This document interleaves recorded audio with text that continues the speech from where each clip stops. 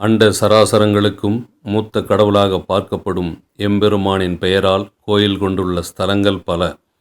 இவற்றுள் ஒன்றுதான் அருள்மிகு ஸ்ரீ தர்மகொண்டராஜா திருமலை திருக்கோவிலாகும். செந்தமிழ் திருநாட்டின் ஒரு பகுதியாக சான்றோர் வாழும் தொண்டை மண்டலமான வேலூர் மாவட்டம் அணைக்கட்டு தாலுகா குருவராஜா பாளையம் சானாக்குப்பம் மலைப்பகுதியில் இத்திருக்கோயில் அமைந்துள்ளது. இதன் வரலாற்று பெயர் ஸ்ரீ அருள்மிகு மலையப்ப சுவாமி திருக்கோயிலாகும். மூலிகை தாவரங்களை உள்ளடக்கிய இம்மலைப்பகுதியில் ஸ்ரீ தர்மகொண்டராஜா எனும் சித்தர் வாழ்ந்து வந்துள்ளார். இவரை அப்பகுதி மக்கள் குருவாக நினைத்து போற்றியதால் இப்பகுதிக்கு குருவராஜா பாளையம் என்று பெயர் பெற்றது. வேலூர், ஆம்பூர், குடியாத்தம், ஒடுக்கத்தூர், ஆலங்காயம் ஆகிய பகுதிகளை இணைக்கும் சாலை சந்திப்பின் அருகே ஜவ்வாது மலைச்சாரலில் உருவாகும் உத்தர காவேரி நதியின் தென்மேற்கு பகுதியில் இத்திருக்கோவில் அமைந்துள்ளது. இங்கு சிலை வைத்து வழிபடவில்லை. ஸ்ரீ தர்மகொண்டராஜா சித்தர் அமைத்து உருவாக்கி வழிபட்டு வந்த கல்லையே தற்போது வரை கடவுளாக மக்கள் வேண்டிச் செல்கின்றனர். கர்நாடகா, ஆந்திரா, கேரளம், தமிழ்நாடு உட்பட பல்வேறு இடங்களில் இருந்தும் தம் மனக்குறைகளை போக்கவும் தீராத நோய்கள் நீங்கிடவும் நேர்த்திக்கடன் செலுத்தி வழிபடும் மக்கள் கூட்டமே இதற்கு சாட்சியாகவும் திருக்கோயிலின் சிறப்பினை பறைசாற்றுவதாகவும் அமைந்துள்ளது. மருத்துவர்களால் கைவிடப்பட்டவர்களின் நோய் நீங்கி திருமணமாகாதவர்களுக்கு திருமணமும் பிள்ளை பேர் அற்றவர்களுக்கு குழந்தை பேரும் பாக்கியம் பெற்று இங்கு வந்து செல்லும் பக்தர்களின் கண்கொள்ளா காட்சியை காண முடிகிறது. உலகத்திற்கு நீதியையும் நெறிமுறைகளையும் பல்வேறு அவதார கதைகள் மூலமாக தொன்று தொட்டு தெரிவித்து மனித வாழ்க்கையை செம்மைப்படுத்துவது நம் முன்னோர்களின் நற்பணியாகும். அதன்படி சித்தர் அவர்களால் சில 100 ஆண்டுகளுக்கு முன் கலியுக கடவுள் ஸ்ரீ மகாவிஷ்ணுவின் அவதாரமான ஸ்ரீ வெங்கடேச பெருமாள் கோவிலானது சிறு அளவில் நிறுவப்பட்டது. 1919ஆம் ஆண்டு ஜன கணிதப்படி தமிழ்நாட்டின் 2500 கோயில்களில் இதுவும் ஒன்றாகும். திருப்பதியில் அமைந்துள்ள ஏழுமலையான் ஸ்ரீ வெங்கடேச பெருமாளின் திருத்தலத்திற்கு நிகராகவும் ஏழை எளிய மக்கள் எளிதாக வந்து செல்வதற்காகவும் இத்திருத்தலத்திற்கு சென்று வழிபட்டு வந்தால் திருப்பதிக்கு சென்று வழிபட்ட மன நிம்மதி கிடைக்கக்கூடிய ஸ்தலமாக இது விளங்குகிறது. ஓம் ஸ்ரீ மலையப்ப சுவாமியே நமக. கலியுக பெருமாள் ஸ்ரீ வெங்கடேச சுவாமியே நமக.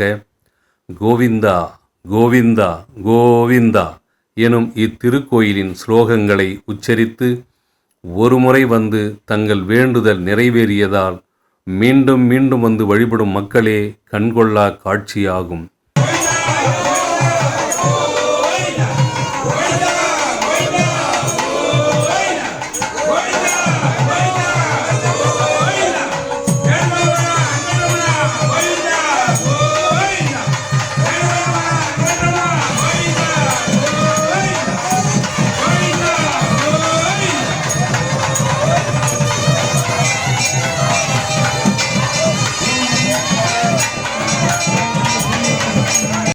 பூஞ்சோலைகள் அமைந்த திருப்பதியைப் போலவே மனித பிறவிக்கு சந்தோஷம், சன்மார்க்கம், நோயை போக்கவல்ல மூலிகை செடிகள், கற்பக விருட்சங்கள் நிறைந்த இயற்கை எழில்மிக்க மலைகளுக்கிடையே நிர்மாணித்து தனது எண்ணம் போல ஒரு குளம் மற்றும் கோவில் கட்ட தீர்மானித்துள்ளார்.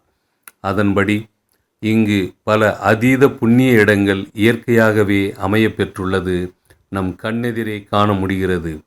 ஸ்ரீ சுவாமி புஷ்பகரணி குளம், ஸ்ரீ பாலாஜி வெங்கடேச பெருமாள் கோவில், ஸ்ரீ பத்மாவதி அலர்மேல் மங்கை கோவில், ஸ்ரீ கலியுக சித்தர் ஸ்ரீ தர்மகொண்டராஜா கோவில், ஸ்ரீ ராம தீர்த்தம், கஞ்சி துணை வற்றா கங்கை தீர்த்தம், சின்ன குட்டை கிணறு, சீதா தீர்த்தம், ஊற்று காணாது பஞ்ச தீர்த்தம், பாபா விமோசன தீர்த்தம், நவதீர்த்தம், பலி சக்கரவர்த்தி தீர்த்தம், நல தீர்த்தம், சப்த கன்னி தீர்த்தம், ஸ்ரீ ஆஞ்சநேயர் மெட்டு, கரு ஆழ்வார் மெட்டு, ராம லக்ஷ்மணர் மெட்டு, சின்ன குட்டை, பெரிய குட்டை போன்றவைகள் இவ்விடத்தில் இயற்கையாகவே அமைய பெற்ற புண்ணிய தலங்களாகும்.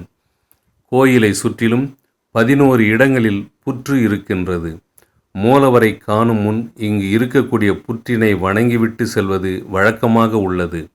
முக்கியமாக சர்க்கரை நோய் வந்தவர்கள் இக்கோயிலில் வேண்டிக் கொண்டு அங்கிருக்கும் தேவதாரி மரத்தின் 5 இலையை பறித்து சாப்பிட்டு வந்தால் 5 சனிக்கிழமைகளுக்குள்ளாக நோய் முற்றிலுமாக குணமாகிவிடும் என்பது ஐதீகம். பக்தர்களின் வேண்டுதல்கள் நிவர்த்தியானவுடன் பரிகாரமாக கோதனம் கொடுப்பது, எடைக்கு எடை பணத்தினை காணிக்கையாக செலுத்துவது, மொட்டையடித்து முடியை காணிக்கையை சாற்றுவது போன்ற பரிகாரங்களை செய்து வருகின்றனர். அன்னதான நன்கொடையாக அரிசி மூட்டைகளாகவும் பணமாகவும் பக்தர்கள் காணிக்கையை செலுத்தி வருகின்றனர். வருடத்திற்கு ஒரு முறை தை மாதம் 3 நாட்கள் மட்டுமே மலர்கள் மலர்ந்து மனம் வீசும் கலிமத்தி மரம் இக்கோவிலின் தலமரமாக உள்ளது. இந்த மரத்தின் அடியில் அமர்ந்துதான் சித்தர் தியானம் செய்து வருவார். குழந்தையில்லா தம்பதியினர் அபிஷேக மஞ்சள் எடுத்து அங்குள்ள தேவதாரி அனுமரத்தில் ஊஞ்சல் கட்டி வழிபட்டால் 1 வருடத்திற்குள் குழந்தை பிறக்கும் என்பது அசைக்க முடியாத ஐதீகமாகும். சாமிக்கு அபிஷேகம் செய்யவும், அங்கு வரக்கூடிய பக்தர்கள் உணவு சாப்பிடவும், கால்நடைகள் நீர் பருகவும் வசதியாக கோயிலின் அருகில் சிறிய குளம் ஒன்று அமைக்கப்பட்டுள்ளது. இது அமைத்த நாள் முதல் இன்று வரையில் நீர் வற்றாமல் உள்ளது. ஆண்டு முழுவதும் அனைத்து சனிக்கிழமைகளிலும் ஆயிரக்கணக்கான பக்தர்கள் வந்து வழிபட்டு செல்வது வழக்கமாக உள்ளது. முக்கியமாக புரட்டாசி மாதம் வரக்கூடிய 5 சனிக்கிழமைகளிலும் சிறப்பு பூஜைகள் வெகு விமரிசையாக நடைபெற்று வருகிறது. கடந்த 5/10/2024 சனிக்கிழமையன்று திருக்கோயிலின் கும்பாபிஷேகம் கோலாகலமாக நடைபெற்றது. தலைவர் கே. நீலமேகம், செயலாளர் எம். மணி, பொருளாளர் பி. குமார், துணை பொருளாளர் கே. சேகர், துணைத் தலைவர் ஜே. ஆதித்யா, துணை செயலாளர் எம். லோகநாதன், செயற்குழு உறுப்பினர் எச். பாபு, நிர்வாக குழு உறுப்பினர்கள் பொறுப்பிலும் மற்றும் ஊர் மக்கள் ஒத்துழைப்பாலும் கும்பாபிஷேகமானது வெகு சிறப்பாக நடைபெற்றது. காலை முதல் மாலை வரை ஆயிரக்கணக்கான பக்தர்கள் சுவாமி தரிசனம் செய்தனர். திருக்கோவிலுக்கு வரும் பக்தர்களுக்கு காலை உணவு, மதிய உணவு, குடிநீர் வசதி என தாராளமாக அன்னதானம் செய்யப்பட்டது.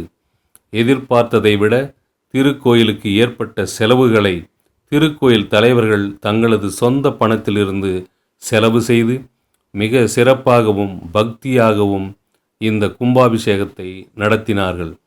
ஸ்ரீ தர்மகொண்டராஜா திருமலை திருக்கோவிலுக்கு வாருங்கள். திருப்பதி வெங்கடேச பெருமாளை தரிசித்த பயனை பெறுங்கள். வாழ்க பல்லாண்டு.